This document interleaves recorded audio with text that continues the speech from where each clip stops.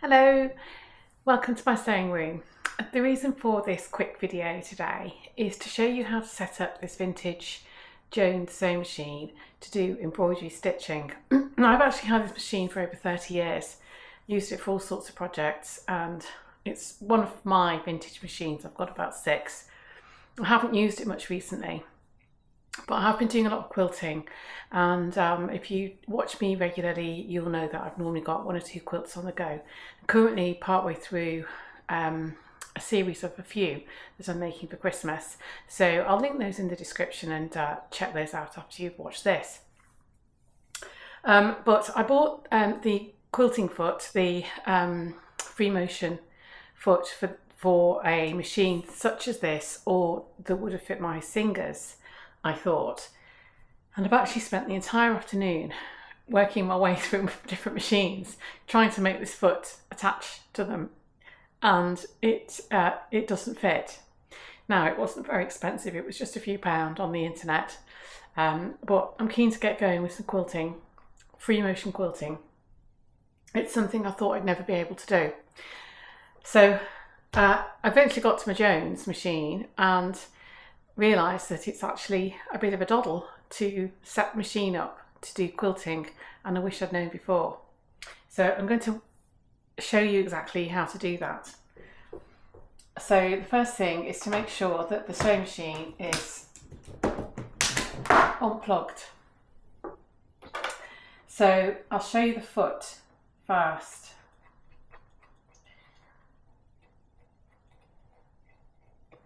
Now, you can actually buy ones for this very machine, but I didn't know that I was going to end up using this machine, so I bought this generic one, and it so happens that it fits. So it looks like this, and this is where the needle goes through here, and it has a spring. I think it's called a hopping foot. And you attach it in such a way so that as the needle goes up and down, this hops, and it enables you to briefly come into contact with the fabric and put the stitches through. So if you're using a foot like this, a free motion quilting foot, you do need to drop the feed dogs, and these are the teeth. I'll show you an image of it, but these are the teeth that come up through the bottom of your foot plates here, your base plates on your machine, and they drive the fabric through front to back as you're making your stitch, your conventional stitch. So when you're doing free motion quilting, you need to be able to stop that process happening, because you're going to move the fabric yourself by moving it around like this. So you don't want those teeth involved. So what's taken me all afternoon has been realising that the trick you use to lower the feed dogs on, say for instance my vintage 66, there's a thumb screw you can turn to do it, and on my version of them it isn't there. Another option that you can do is you can use a piece of parchment paper, and you can, like greaseproof paper or parchment paper, the kind that's got no friction to it at all. It's very, very smooth. The sort that's used for baking. And you can actually put it over your teeth and tape down your machine onto your machine with masking tape or decorator's tape, the kind that doesn't leave any residue and that wouldn't pull up the varnish when you peel it off. Haven't tried that, but that's another way of doing it. So I'm assuming that you have a Jones machine like this. When I originally did the video to show you how to load it up and put the bobbin on, etc., I got quite a lot of comments from people who hadn't got theirs going yet, and the video was quite useful. So here's the normal presser foot. So I just unscrew this screw here to remove it. And then this is the one that I purchased, and it looks like this, and it has a spring here. So if you're buying one, if you're not buying the actual Jones one, which I haven't checked but I bet it's available, what you need is fits all low shank Singer, Brother, Baby Lock, Europro, Genome, Kenmore, etc. Machines. It doesn't actually mention Jones, but it does fit this machine, and it doesn't fit my Singer 66, both of my Singer 66s that I've got. One is electric and one is treadle, and it doesn't fit either of them. Everything's in the right position, but this screw here is at the back, and this shank here is the other way, that way, with the screw at the back, and so you can't attach it. That's why I tried the Jones, and it works. So I thought I might as well do a quick tutorial to show you how to attach it. So you take this screw out. It's actually easier if you just take it out, and then you put this here like this, so that the bar is resting here on the screw that puts this to put the new needle in. So that bar rests on there, and then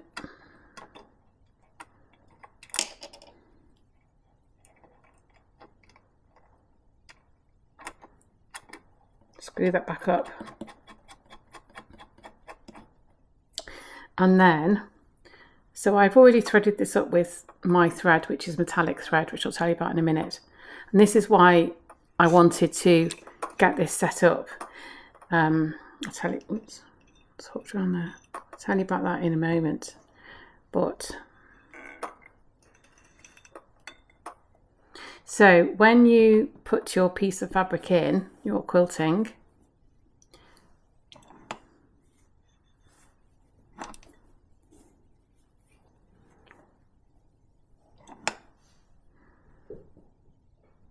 just switch it back on.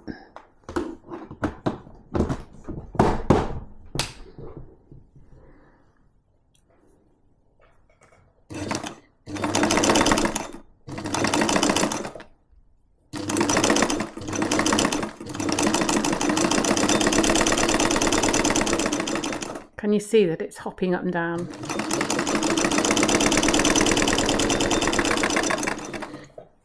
And you get that effect. So that's it attached. And I actually struggled to do that, so I watched a couple of videos and I couldn't quite do it. I couldn't quite see what people were doing. But that's how you do it. Shall I show you again, just in case you can't do it? And I did actually find it quite difficult. So this bar here rests on the top of this screw like that, and then you bring the forks round there and put your screw in there as you would if you were fitting a normal foot.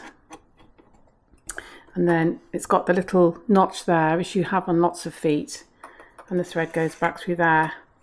Now, just a word about this thread. This was my motivation for setting this up for quilting, because I wanted to be able to use a metallic, whoops. I wanted to be able to use this metallic thread. Now, this is something else I bought on the internet, and this little net comes with it. It's like a little sock. And so when I first tried to quilt with metallic thread, I got in a complete mess, and I did make a quilt with it. I'll link it in the description. It's my wonky star quilt, and I did another table topper with it as well. But this thread comes with these little socks, and the thread comes out of here, and it stops the whole lot unravelling. So when I tried it on my wonky star quilt, it just all unravelled, and I did actually manage to get some quilting done with it, but it was a real fiddle. So anyway, back to the machine. So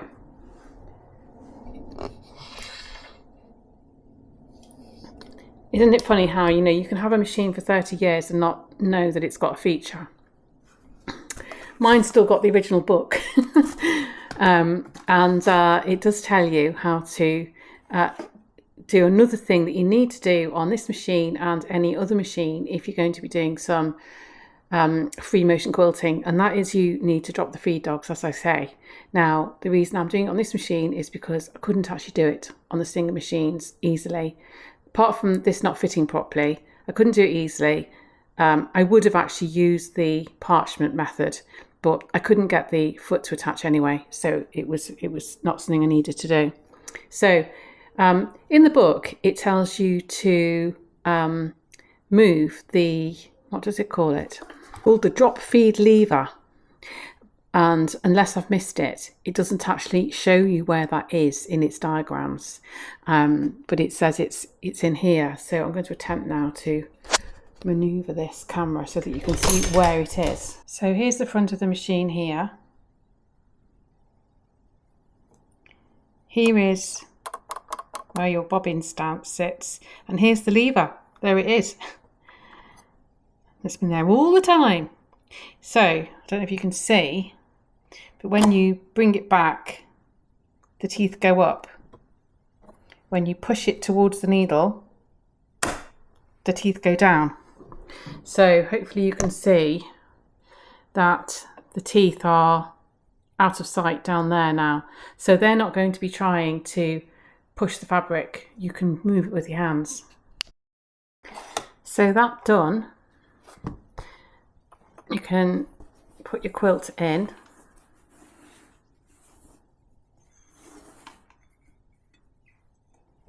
Put your foot down.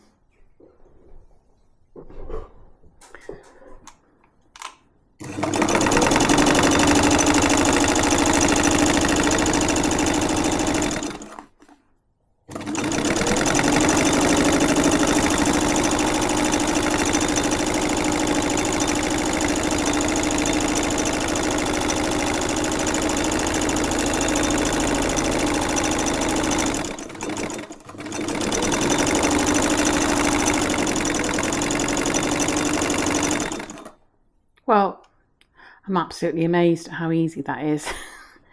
I wonder what it's like when you have a thicker quilt. Let me just try, because this is only one layer of batting and one layer of cotton at the back and quite a thin cotton on the top. So I wonder what it's like when you have a thicker batting. So if I double that over, let's see how that goes.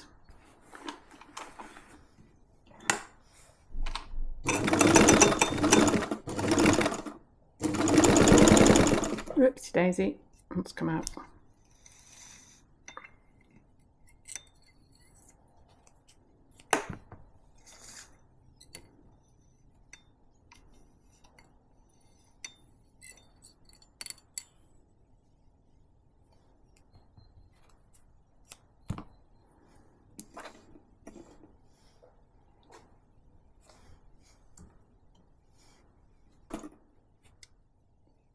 Thread's coming out, but I'm not sure if that's got anything to do with the thickness.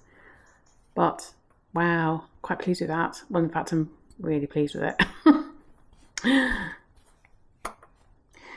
So I hope that's helped. As I say, this is the time of year when I start to put my fairy lights up and buy glow in the dark fabric and glittery thread and things like that, because I think you need to be cheered up a little bit here in the UK as the nights draw in.